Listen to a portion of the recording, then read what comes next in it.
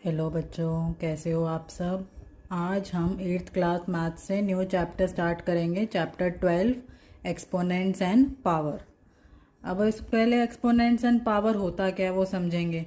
ठीक है, तो एक्सपोनेंट्स क्या होता है, कोई बहुत बड़ा नंबर है उसको सिंप्लीफाई फॉर्म में लिखना है, उसको हम एक्सपोनेंट कहते हैं। एग्जाम्पल जैसे मास ऑफ अर्थ है 5970, पता नहीं कितने थाउजेंड्स। ठीक है, इसको इस तरह से लिखना बहुत मुश्किल हो जाएगा, तो इसको एक्सपोनेंट्स में लिखेंगे हम।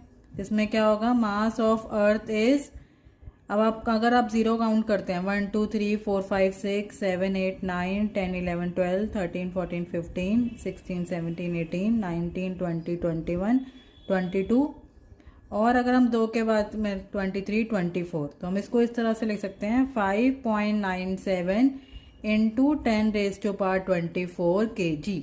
तो इस तरह से लिखने को हम सिंप्लीफाई या एक्सपोनेंट बोलते हैं। ठीक है, आगे आप इस तरीके से इसको स्टैंडर्ड फॉर्म भी बोलते हैं। हम क्या बोलते हैं, स्टैंडर्ड फॉर्म। तो हम इस तरीके से अगर हम लिखेंगे तो हम इसको हम क्या बोलेंगे, एक्सपोनेंट।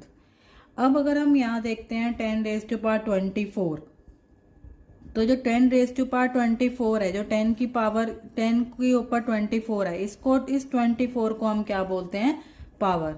इस 24 को हम क्या बोलेंगे, पावर। तो ये इस चैप्टर में हम एक्सपोनेंट्स और पावर के बारे में पढ़ेंगे कि किस तरह से हम पावर को सिंप्लीफाई और एक्सपोनेंट्स को स्टैंडर्ड फॉर्म में लिख सकते हैं। ठीक है, अब इसको पढ़ने के लिए पहले हमें कुछ रूल पता होने चाहिए, लॉज ऑफ एक्सपोनेंट। जैसे अगर आप यहाँ देखते हैं पहले, तो नेगेटिव एक्सपोनेंट 3 की पावर -1 है, तो ये रेसिप्रोकल हो जाएगा। तो ये क्या हो जाएगा, 1/3। 3 की पावर -2 है, तो 1/3 की पावर 2। ठीक है, जब पावर नेगेटिव में होंगी तो हम उस नंबर को क्या कर देंगे, रेसिप्रोकल। नेक्स्ट है लॉज ऑफ एक्सपोनेंट्स।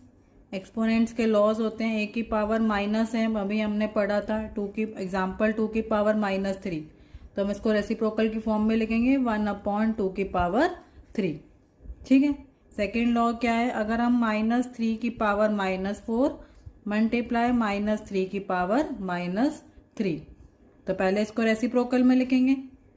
ठीक है, जिससे कि माइनस का साइन हट जाए पावर में से, और फिर जो इनकी जो पावर होगी मल्टीप्लाई के केस में, इस पावर को हम क्या करेंगे, प्लस कर देंगे। ठीक है, तो ये हो जाएगा 1/-3 4 + 3 7। ठीक है, आपको ये जब आप क्वेश्चन सॉल्व करेंगे तो आपको ये रूल याद रखने हैं, आपको ये लॉ याद रखने हैं कि कैसे होते हैं। ठीक है, ऐसे ही नेक्स्ट एक और लॉ है, a की पावर m - a की पावर n। अब यहाँ देखो, a नंबर हमारा सेम है,